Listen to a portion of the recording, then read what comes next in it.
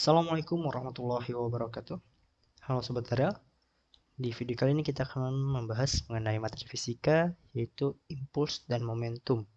Ya, seperti yang sudah kita ketahui, momentum itu adalah keadaan atau di mana didefinisikan sebagai kesukaran suatu benda untuk diberhentikan. Jadi momentum itu adalah peristiwa ketika benda bergerak. Jadi ketika benda bergerak, ada kesukaran benda untuk berhenti. Ya, ketika keadaan untuk berhenti maka disebut momentum. Nah, besarnya momentum itu dipengaruhi oleh dua, yaitu oleh massa dan kecepatannya. Ya, oleh massa bendanya dan kecepatan benda tersebut. Nah, momentum itu diperoleh dari hasil kali besaran massa. Ya, kita ketahui dari hasil perkalian massa dan kecepatan bendanya. Nah, kecepatan benda itu adalah besaran vektor. Sehingga kita ketahui bahwa besaran vektor itu dipengaruhi oleh arah. Jadi nanti ketika kita hitung momentum berdasarkan arah bendanya, maka akan digunakan juga arah besaran vektor, yaitu nilai positif atau negatifnya. Oke, seperti apa contohnya? Nah, di contoh soal yang pertama kita lihat di sini adalah terdapat sebuah mobil ya bermasa 600 kg. Mobil A bermasa 600 kg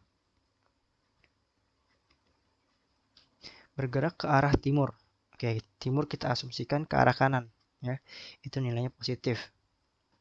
Dengan kecepatan VA sama dengan 15 meter per second. Dan mobil B ya, dan mobil B beratnya 1000 kg bergerak ke arah barat. Jadi kita asumsikan dia ke arah kiri, itu nilainya negatif. Dan memiliki kecepatan VB sama dengan 10 meter per second. Tentukanlah momentum masing-masing mobil A dan B.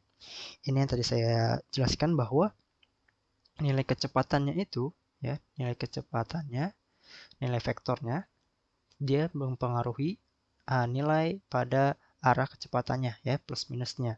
Maka untuk momentum A, MA kali VA ya, MA-nya 600 dikali 15 dikali plus ya, sorry, plus 15 ya karena ke arah kanan. Sedangkan momentum B ya, massa B dikali kecepatan B. Dimana kita ketahui massa B adalah 1000 dikali kecepatan B-nya ke arah kiri. Maka min 10 meter per second. Oke. Ya, hasilnya di sini adalah 600 dikali plus nih kali ya. Dikali plus 15 sama dengan 9000. Ya, satuannya apa? Kilogram meter per second. Dan momentum B adalah 1000 kali min 10. Min 10.000 kilogram meter per second. Oke, sorry, kilogram. Oke, itu adalah salah satu contoh soal momentum. Kita lanjut ke yang berikutnya. Nah, yang berikutnya adalah impuls, ya, dimana kita kenal impuls itu adalah sebagai peristiwa gaya ketika yang bekerja pada suatu benda dalam selang waktu tertentu. Ya, jadi ketika benda mengalami momentum, nah sesaat benda itu diberikan gaya, itu disebut dengan impuls. Ya, ketika sesaat benda itu menerima gaya dari luar, itulah disebut dengan impuls. Maka bisa kita lihat besarnya impuls dipengaruhi oleh gaya F dalam selang waktu tertentu ya. F delta T dimana T kedua dikurang T1 waktu akhir dikurang waktu awal. Oke. Nah, jika kalian ketemu atau menemukan grafik ya, grafik hubungan antara gaya dan waktu, itu menentukan grafik impuls. Bagaimana cara mencari impulsnya? Yaitu carilah dengan luas daerah yang terbentuk pada kurva tersebut. Ada kurva yang terbentuk di dalam grafik. Itu adalah nilai impulsnya. Ya. Nilai impuls sama dengan luas daerah pada grafik. Oke, contoh seperti apa? Kita lihat contohnya. Nah, di sini terdapat grafik F dan grafik T. Ya, maka ini akan kita cari impulsnya dari luas daerah yang terbentuk. Oke, teman-teman di sini bangun yang terbentuknya di sini apa? Bangun persegi panjang ya. Persegi panjang. Dari mana? Ya kita lihat di sini ada bentuk kotak ya. Oke, kotak persegi panjang. Nah, maka nilai I-nya adalah sama dengan luasnya ya. Luas bangunnya. Oke, luas bangunnya. Nah, kalau misalkan di sini nanti ketemunya luas bangun yang terbentuknya lingkaran, segitiga, trapesium, maka kita juga akan mencari luas bangun tersebut. Nah, di sini contohnya adalah luas bangunnya ya. Kita asumsikan adalah ini lebar, ini panjang. Oke, panjang kali lebar ya. Luas bangun yang terbentuk pada grafik tersebut adalah persegi panjang, maka kita akan cari panjang kali lebar. Oke, luasnya. Nah, nilai panjangnya dari berapa? Kita lihat di sini nilai panjangnya adalah 10 ya. 10 dikali lebarnya adalah 6 kurang 4. Lebarnya adalah 6 kurang 4.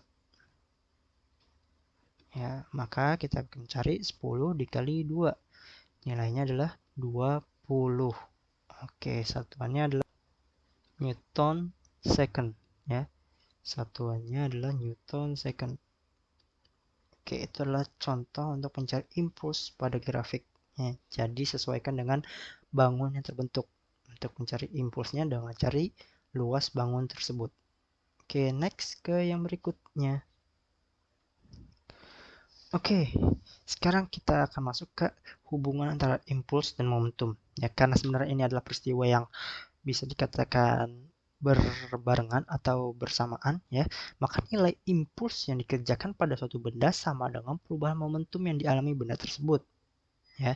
Karena tadi sudah kita dijelaskan ya bahwa impuls itu kejadiannya pada saat benda itu diberikan gaya sebelum terjadi momentum. Nah, maka nilai impuls itu sama dengan nilai perubahan momentumnya. Ya, kita lihat sini. Ini adalah impuls. Ya, nilai impuls itu adalah perubahan nilai momentumnya. Itu momentum akhir dikurang momentum awal. Ya, M kali kecepatan akhir dikurang massa kali kecepatan awal.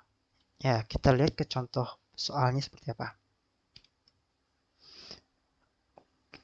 Nah, di sini terdapat sebuah bola ya. Massa bolanya adalah 120 gram. Ya, sebelumnya kita jadikan ke kilogram terlebih dahulu karena massa akan selalu kita gunakan kilogram satuan internasionalnya. 120 gram menjadi 0,12 kilogram. Ya, kemudian dilempar secara horizontal ke tembok. Oke, kita asumsikan ini tembok. Ini bola ke arah tembok ya dengan kecepatan, berarti ini V awalnya ya. V awalnya adalah 30 meter per second dan memantul kembali ya. Bolanya memantul kembali dari tembok, memantul kembali. Jika bola tersebut dipantulkan dengan laju yang sama besar, berarti nilai kecepatan akhirnya ya sama besar 30 meter per second. Tapi kita lihat arahnya bagaimana. Karena dia berpantul, maka arahnya berbalikan. Maka nilainya adalah min 30. Oke, maka besar impuls bola yang terjadi adalah di sini ditanyakan adalah nilai impulsnya. Oke, nilai impulsnya. Maka nilai impulsnya adalah perubahan momentum. Ya, momentum akhir M kali V akhir dikurangi M kali V awal. Oke, saya punya trik untuk teman-teman ya. Karena ini nilainya adalah satu benda ya. Jadi ketika ketemu soal satu benda, ini kan hanya satu benda. Nanti kita ketemu lagi hubungan kekekalan momentum di mana nanti ada peristiwa dua benda. Nah, karena ini hanya satu benda dan bendanya itu tidak memiliki perubahan massa, maka cukup kalian gini. Massa dikali V akhir kurang V awal. Setuju? Dari mana? Karena nilai M-nya tetap. Ya, nilai M-nya tetap. Ini hanya bisa berlaku pada perubahan momentum pada satu benda. ya. Peristiwanya hanya satu benda. Oke, nilai masanya kita ketahui sini adalah 0,12 kg dikalikan V akhirnya adalah min 30 dikurang 30. Ya, sama dengan 0,12 dikalikan min 60. Ya, sama dengan, kita hitung dulu berapa. Ya, hasilnya sama dengan min 7,2 Newton second. Ya, nilainya ada minnya ya. Oke, berarti ini menunjukkan impulsnya ke arah kiri. Ya, ke arah setelah bola itu berpantul. Oke, kita lanjut ke yang berikutnya. Nah, oke, yang berikutnya sekarang kita masuk ke hukum kekekalan momentum. Ya, tadi peristiwa terjadi pada satu benda. Oke, pada satu benda. Nah, sekarang terjadi pada dua benda yang saling melakukan momentum. Ya, kalau kita lihat di sini, oke, kalau kita lihat di sini ada massa benda A, ya, dan massa benda B. Ya, di mana masing-masing bendanya memiliki massa yang berbeda, tentunya memiliki kecepatan yang berbeda. Kemudian kedua benda itu saling bertumbukan, ya, saling berbenturan, dan ya ini saling berbenturan. Kemudian massa bendanya atau kecepatan bendanya itu menjadi berbalik arah ataupun mengalami perubahan kecepatan. Nah, pada peristiwa ini hukum kekal momentum ya bisa kita definisikan momentum sebelum sama dengan momentum sesudah. Ya, nilai momentum sebelum sama dengan nilai momentum sesudah. Nah, nilai momentum sebelum berarti nilai momentum A yang sebelumnya, yang awal, plus nilai momentum B yang awalnya, ya, ketika belum saling bertumbukan atau bertabrakan, sama dengan nilai momentum A setelah terjadinya tumbukan, dan nilai momentum B setelah terjadi tumbukan. Nah, masing-masing kita jabarkan massa A, kecepatan awal A, massa B, kecepatan awal B, massa A. Nah, nilai massa itu tetap ya, tidak mengalami perubahan. Kali kecepatan A setelah terjadinya tumbukan, massa B dikalikan kecepatan B setelah terjadi tumbukan. Oke, nah untuk hukum kekekalan momentum tidak hanya terjadi pada benda-benda yang saling bergerak atau saling bertumbukan, tapi juga hukum kekekalan momentum terjadi pada peristiwa ledakan. Ya, misalkan apa? Misalkan ada sebuah lampu ya yang tadinya diam terus tiba-tiba dia meledak ya. Kalau lampu meledak berarti kan pecah ya. Pecah gitu ya. Berarti ada yang ke arah A, ada yang ke arah B dan sebagainya ya. Berarti ada massa A, ada massa B, ada kecepatan A, ada kecepatan B. Termasuk juga penembakan proyektil. Penembakan proyektil seperti apa? Seperti misalkan ada peluru ya dan benda yang diam. Ya, artinya hukum kekekalan momentum tidak selalu bendanya keduanya bergerak ya. Ada yang mula-mula diam, kemudian meledak sehingga akhirnya punya kecepatan masing-masingnya, dan ada yang satunya bendanya diam, ada yang bendanya satunya lagi bergerak ya, seperti proyektil, penembakan proyektil, dan juga peluncuran roket ya, dan juga peluncuran roket. Oke, itu contoh-contoh peristiwa yang menggunakan hukum kekekalan momentum. Nah, berikut contoh soalnya, teman. Nah, di sini kita lihat peluru dengan massa 10 gram dengan kecepatan 1000 meter sekon mengenai dan menembus sebuah balok. Oke, berarti ini termasuk hukum kekekalan momentum linear, di mana ada peluru yang bergerak, ya, ada peluru yang bergerak menuju ke arah balok, ya, di mana massa peluru saya tulis MP, ya, massa peluru sama dengan 10 gram, atau kita jadikan ke kilogram, 0,01 kilogram. Oke, terus bergerak dengan kecepatan P, kecepatan awalnya 1000 meter per sekon, mengenai dan menembus sebuah balok dengan massa 100 kg. Massa balok MB, saya tulis ya, 100 kg yang diam. Oke, berarti kecepatan baloknya, kecepatan awal baloknya adalah 0 meter per sekon karena diam.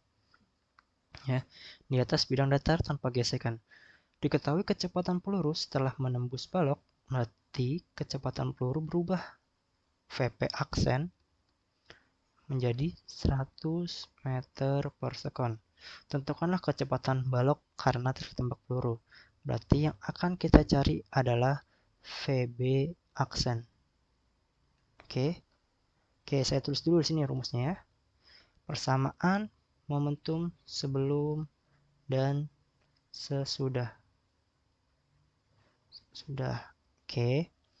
Dimana persamaan momentum sebelumnya adalah massa P ya, peluru dikali kecepatan peluru awal ditambah massa balok dikalikan kecepatan balok awal dikalikan lagi massa peluru kalikan kecepatan peluru setelah terjadinya ditambahkan massa balok kalikan kecepatan balok setelah terjadinya kejadian.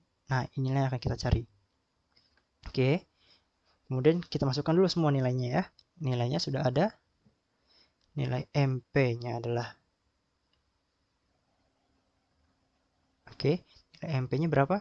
0,01 dikalikan kecepatan peluru awalnya adalah 1000 ditambah massa balok ya.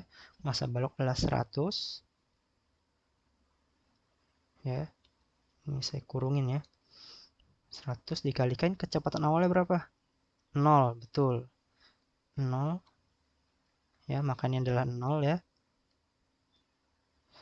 Kalikan kecepatan pelurunya lagi massa pelurunya lagi 0,01 kalikan kecepatan peluru setelah terjadinya kejadian adalah 100 meter per sekon. Oke, ditambahkan massa balok yaitu 100 kalikan VB. Ini yang akan kita cari. Oke, saya pindahkan ke sini ya. Oke, 0,01 kali 1000 ya.